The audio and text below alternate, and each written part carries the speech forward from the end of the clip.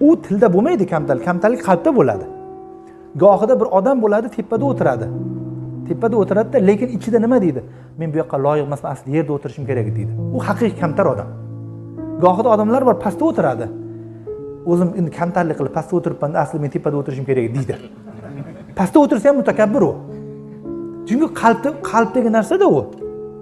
Endi gohida siz o'zini shunaqa qilib kamtar qilib ko'rsatib, men yomonman, men yaramasman, gunohkorman, aynib ketganman deydi. Siz aytasiz, juda kamtar odamda, qarang, hammani oldida o'zini pastga olib shunaqa deydi deysiz.